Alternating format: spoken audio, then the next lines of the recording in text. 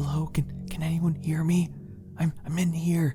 I'm in this closet. I think Norm found me. I think Norm of the North found me. 8 months ago, I made a video about Norm and his first movie, and I called it the worst movie ever made. I thought I'd be fine. I thought I'd be okay, but he's here. He found me somehow.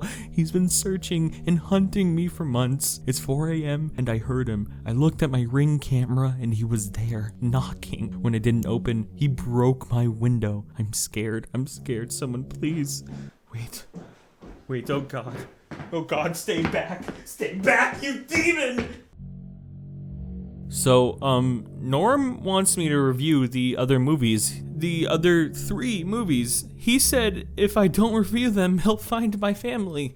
He'll find my family. There's 3 more movies, 3, and he wants me to show the world that his movies aren't all that bad. And if I do, he'll let me go. Right, Norm? You'll let me go, right? So if you guys don't know, Norm of the North was a terrible, pretty okay movie. It starred the famous Rob Schneider as this alcoholic smoking bear. His name was Norm, and his whole thing was protecting the Arctic and making sure that no one was hurting his home. He's a good guy. He's basically an anti-hero, if you will. Norm the anti-hero, that's his name. Now the first movie was released in theaters, and you can tell definitely that this looks theater quality. With characters that look like this. Oh God. It's so bad. It's so bad. I'm so sorry, Norm, but it's just so bad. It's so hard to compliment. I mean, you don't even look like a polar bear. The design team made you look like a big, giant, ugly dog. The story, it was terrible. It's just honestly overall the worst movie, and I truly mean that. Maybe Norm of the North 2 will be different, right? I mean, come on, there's so many movies of this series. They can't all be that bad, right? Norm of the North, Keys to the Kingdom. In this one, Norm of the North is given direct access to the front door of the entire world. They give him the keys. You fools, you dumbasses. Norm of the North is literally a cigar-addicted drunk. He has mental breakdowns all over TMZ, and you guys are really giving him the keys to the kingdom, to the Arctic, to your door. In this movie, Norm becomes the representative of the Arctic. This face represents icebergs. He represents an important ecosystem in our lives, and that is disgusting. Norm of the North 2 is a 2018 criminal offense not starring Rob Schneider this time. That's right, although Rob voiced our beloved bear in the first movie, he did not return for the subsequent sequels. And I'm curious, is Rob Schneider all of a sudden too good for Norm of the North, or is Norm of the North too good for Rob Schneider? It makes you think. And this sequel got a limited theater release. It was yet again on the big screen. Yes, a movie produced by Splash Entertainment. Look at that logo. Oh, so cute, so nice. Was in the theater alongside Venom at the same time in the other room. Really great time for movies. Let's take a look at this masterpiece of a sequel. Let's see if it's a little better than the first movie. It has to be, right? It can't be as bad. No way. As the movie begins, you get to see the Arctic again. It's amazing. Somehow the animation got worse from the last movie, and that is honestly a feat that I didn't even think was possible. I didn't even know you could do that bad. Everything here already is just giving me a headache, and we haven't even seen our friend Norm again. We see some mooses run, or well, I guess they just glide across the ice more like, and then we see our man, our diabolical devil, Norm. He is getting his face carved into an iceberg alongside other polar bears, like the founding fathers or whatever. This is because he is now crowned king of the Arctic. He's the king. He has power over us. This fat jackass. Norm does a bunch of poses and then he falls downstairs. Good. Suffer. Feel pain, you monster. We also see 3 other polar bears who change the shade of white very slightly in 1 single second. Wow, the attention to detail here is truly stunning and something to behold. We then meet Norm's son. His son. He has a son, yep, and his son's name is Quinn, and he's basically a frat boy polar bear. Really great character. He's just in the movie to just be the other polar bear with Norm. I don't know, stupid character edition, I hate it. And as Norm is being finally crowned king of the Arctic, he does very funny character stuff, like bringing the phone to the ceremony. Wow, Norm, no respect for tradition. punk. But what I do think is funny is that when he answers the phone for the kid from the last movie, on screen is just her in her room from the very next shot. They didn't bother to make a quick phone graphic or phone screen or just have a black screen. No. What kind of choice is it to have the shot of the girl in her room on the phone? It's odd. It's a weird thought process you have to have. It's almost intentional. It's almost intentional that you are messing with the audience right now. You are messing with our brains. Anyways, she calls to tell Norm that New York is giving him the keys to the city. The keys to the city. To New York City. You fool! Norm should never be given such a thing. He broke into my house. He's in my house right now, pointing a gun at my head. And you guys just give him a key to your whole city? Putting all of your citizens at risk? All of the people in the Arctic are like, hey, don't do that. Stop. That's not good. Because they know that Norm going to the city is a bad thing for everybody. They want to keep him contained in this cold place, this cold, desolate place. But he heads off to New York anyway. God, Norm, stay away from America. Norm then sails off on a boat. It looks beautiful, by the way. Oh, look at that gorgeous water. We then get yet another taste of just how funny the dialogue here is. Somehow it's worse than the first movie. Somehow. What? Quinn speaks human too? He does. I do? Yes, you do. He does? Oh, yeah, he does.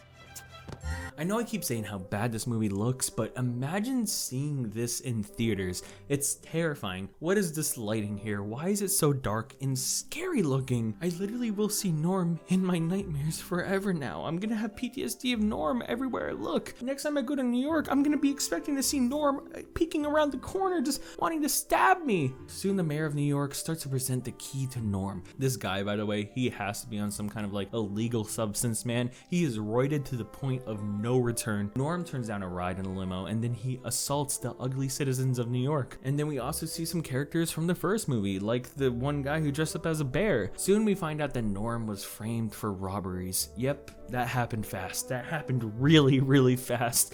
Oh, the twist, it's here. This man just got to New York, but guess what? Personally, I don't think he was framed. I think he did it. I think Norm held people at gunpoint and threatened to blow their brains out if they didn't give him the money. I think that's the case. There's even video evidence of this man inside a very empty bank. Wow, so much money. Look at all that money. Well, it turns out that the key to the city Norm had was stolen. You know, do you get it? Because it's actually a key to the city, like an actual key to open things to the whole city. That's what it's implying. So soon, we all have to figure out who actually robbed those banks, even though I still personally think it's Norm. I don't trust that man, and I never will. But then we catch the real thief in the act at a bank, and we get a beautiful car chase. It's so intense. And then there's this insanely ugly bunny. I don't know what character this is. Yo, what? Who is this? Yo, this man need to die. Put him down. Norm is then arrested. Thank God. Keep him in that jail. Please, thank God. In real life, I'm still waiting for him to get arrested, and I'm so glad to see him arrested in the movie. But then, he's broken out of jail. Of course he's broken out of jail by those furry things and the very ugly rabbit. And they both catch the real thieves together that were wearing Norm's skin. But it turns out, the roided mayor was actually behind it all. Who would have thought? He was behind everything. Wow, that's insane. That's crazy. Then there's a big battle where they have a throwdown in like Metal Gear Rising Revengeance. Same exact vibe, I swear. But of course, Norm wins. He always wins, son of a bitch. Wait, but this isn't the end of the movie. Where do you think you're going clicking off the video thinking that the movie was over? No. All of this was just the first half of the movie. Yep, that's right. Norm of the North 2 is two separate movies because he then goes back home and nothing happens for 45 more minutes. The movie ends halfway through. I'm not kidding. Where we had this weird thief story that just ends halfway through the movie. It just ends. And then there's a second movie in the same movie. Instead, the movie then turns into a very long hockey sequence against pollution and trash or something. They literally did not have enough story for one movie, so they just made it into two movies. And let me remind you, once again, this movie was in theaters! The entire hockey sequence is basically the Arctic versus this water bottle company that was briefly mentioned at the beginning of the movie. And with the second half of the movie, it just tries to act like the other polar bears are characters that we should care for, since it kind of just centers around them and their hockey game. This is all because originally the movie was simply just going to be 45 minutes max and for DVD only release. But then Lionsgate, the main producers of this movie, they really love to be absolute chads, right? And they just do whatever they want. Lionsgate literally just said, hey, screw it, we're just gonna put it in theaters. We're just gonna make a longer movie. Lionsgate is funny. They are actually really funny. They are the bane of life while also a gift to humanity. Their TikTok account is the funniest thing I've ever seen. I'd never do that for the human tourists. Never, never, never.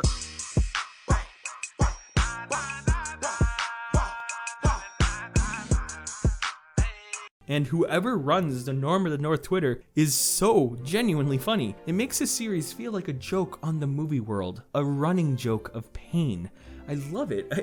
I don't get it. I don't get the joke, man, but I love it. But anyways, once Norm, of course, wins this hockey game against the water bottle company, the Arctic is saved yet again. And then we get another climax and finale in the same movie. It's so funny that in both movies, the Arctic was in trouble because of one guy building houses and now a water bottle company stealing ice or something. How did Norm see both of this happen in the same exact area? The Arctic is not this small. Somehow Norm is finding out about all of this all the time. Like the next person to try some Ponzi scheme of climate change should just go on the other side of the ice. He won't even know. And that's Norm of the North, Keys to the Kingdom. 2 movies of severe torture to the senses. And this movie is just a double feature, basically, of just pain, of just sadness. I honestly don't get it. I don't get how this kind of thing could be made. And I think the only explanation to it is that it's intentional. It's intentionally bad. Then these movies have to be actually bad because